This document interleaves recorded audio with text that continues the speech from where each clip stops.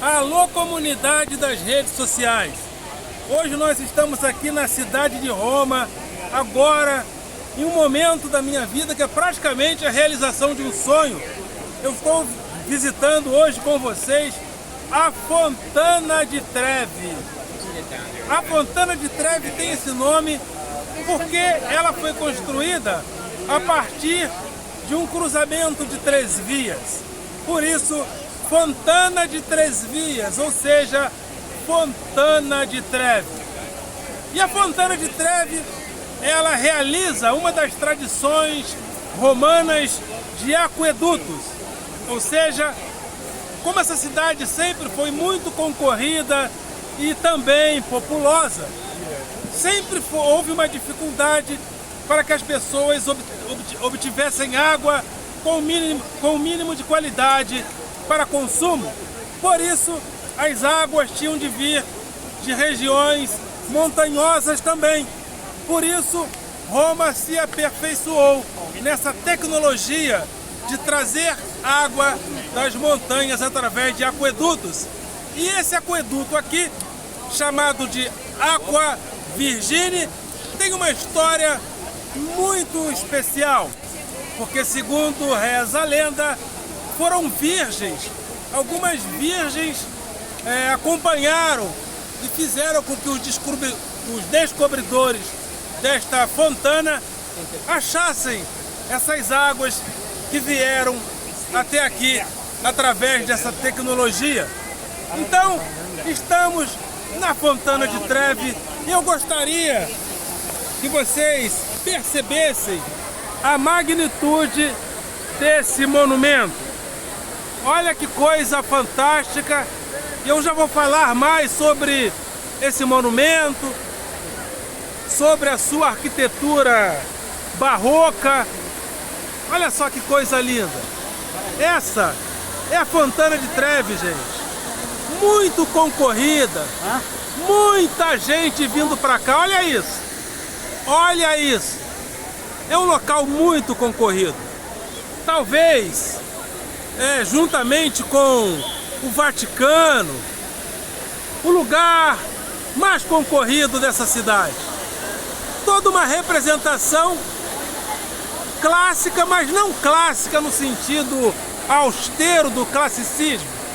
Há uma série de curvaturas que dão um caráter barroco para essa escultura, para essa obra maravilhosa, que tem uma história muito interessante. Essa fontana, ela foi pensada desde a antiguidade por vários imperadores. Ela foi pensada desde a antiguidade por vários imperadores, mas sem chegar a um denominador comum.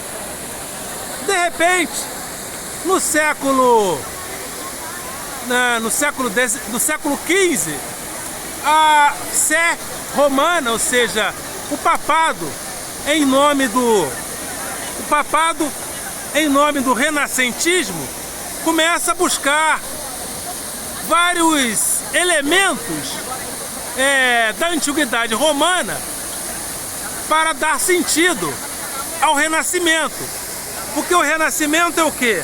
É a recuperação da arte e da cultura clássica grega, romana, ou seja, greco-romana, para dar sentido principalmente aos valores da igreja. Ou seja, a Igreja Católica, para dar sentido à sua tradição cristã, para dar mais ênfase a essa tradição, ela busca nas tradições greco-romanas a austeridade, ou seja, os valores dessas tradições para afirmar ainda mais o cristianismo. Então vamos a alguns detalhes. E no século XVII, finalmente, o Papa Urbano VIII paga, ou seja, contrata... Sim. Contrata o principal escultor, ou um dos principais escultores da época, para realizar essa obra magnífica. E os principais escultores da época eles eram escultores principalmente especializados na arte barroca. Percebam que em todo esse monumento existem traços do classicismo, mas muitas curvaturas, muito contorno para dar assim uma impressão de claro e escuro, de alto e baixo, de relevos e contrarrelevos. Então, tudo isso faz parte do barroco. E o barroco, ele era uma tradição que começou a nascer numa época onde o barroco nasce numa época onde o pensamento científico ele estava nascendo, mas os valores tradicionais da igreja, os valores tradicionais precisavam ficar. Então o barroco ele representa também uma espécie de choque, uma espécie de crise existencial que veio a ser representada na história da arte. E essa crise existencial, essa crise entre o sacro e o profano, essa crise entre o que é humano e o que é divino, é uma crise existencial que acontece e que ocorre dentro do barroco. Percebam, todas essas curvaturas são símbolos desse momento existencial. Olha só. E dentre essas esculturas a gente encontra ali, por exemplo, uma figura que representa a prosperidade. Ela está com os frutos para serem plantados e ela representa a prosperidade. Ali no meio nós temos a figura de Oceano. Nós temos a figura de Oceano, que é também chamado de Netuno. E lá no outro cantinho nós temos Hestia, a filha de Esculápio. A filha de Esculápio representa a saúde. Tudo isso, a prosperidade, o deus das águas, Oceano, e também a fortuna, são trazidas por esse elemento da natureza, que é a água, fundamental para a vivência e sobrevivência da espécie humana. Olha só que linda, gente! Essa é a Fontana di Trevi, que foi fundamentada, que foi realizada finalmente através da influência do Papa Urbano VIII no século XVIII. Se eu falei 17, perdão, foi na segunda metade do século XVIII. E aqui tem uma fonte, gente, que tem uma história muito engraçada, muito interessante.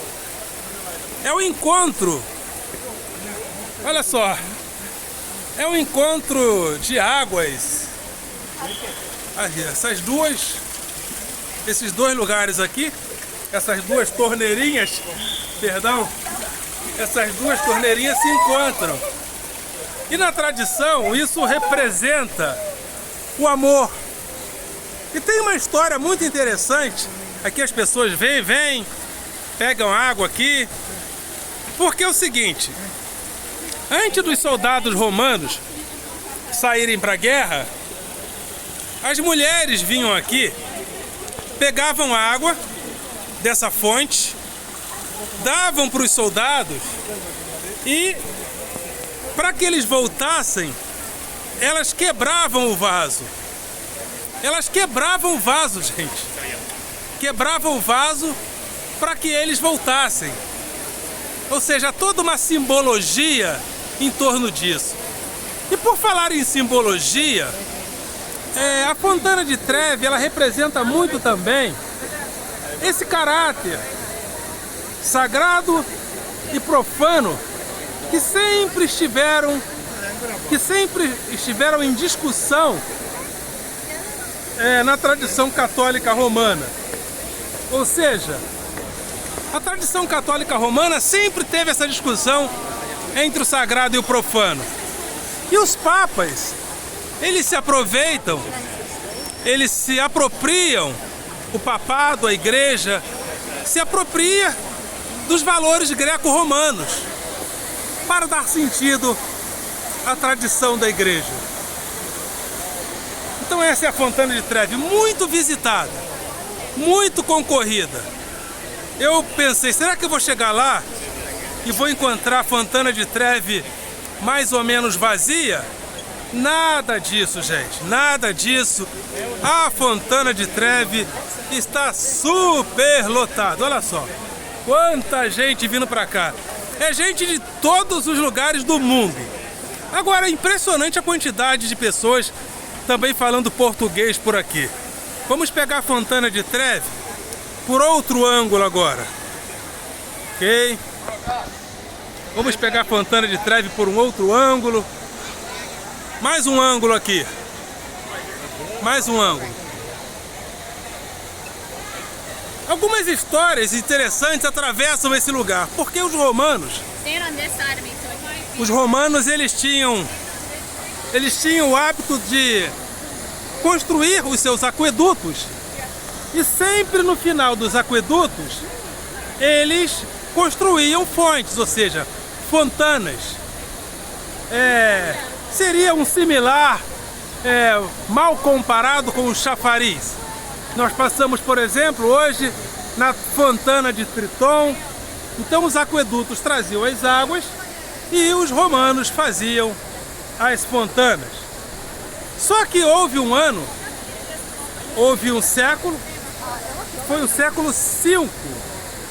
No século V, Roma foi pilhada pelos visigodos, pelos godos e visigodos, né?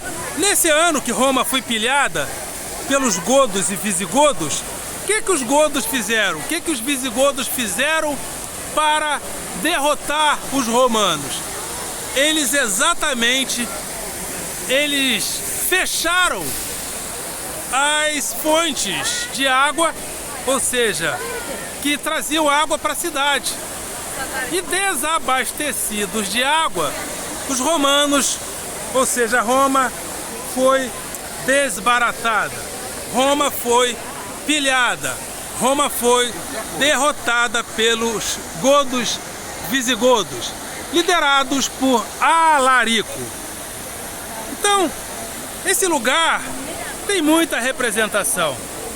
Hoje eu estou realizando um sonho de vir até aqui, né? Era um sonho vir a Roma. Um dia eu vou à Grécia e vou mostrar para vocês. Mas por enquanto eu estou em Roma, depois vou a Florença e depois vou a Veneza contar muitas histórias para vocês. E mais que isso, existe também uma tradição, que é a tradição de jogar moedas. A tradição de jogar moedas aqui na Fontana de Trevi, gente. E eu não vou dar mole, já que eu estou aqui e quero a sorte sempre do meu lado. Por isso eu vou com a mão direita no ombro esquerdo jogar uma moeda ali. Eu sou um homem feliz, sou um homem casado, mas não é só de amor que vive a nossa vida. Eu quero mais dinheiro, eu quero muito dinheiro no bolso e Jesus no coração. Eu quero fazer muitas viagens, eu quero a prosperidade. Mas diz a lenda, reza a lenda, que quando uma pessoa tira uma moeda nessa água, ela se torna uma pessoa feliz no amor. Na segunda moeda, a pessoa volta a Roma. Na terceira moeda, a pessoa se casa com o romano.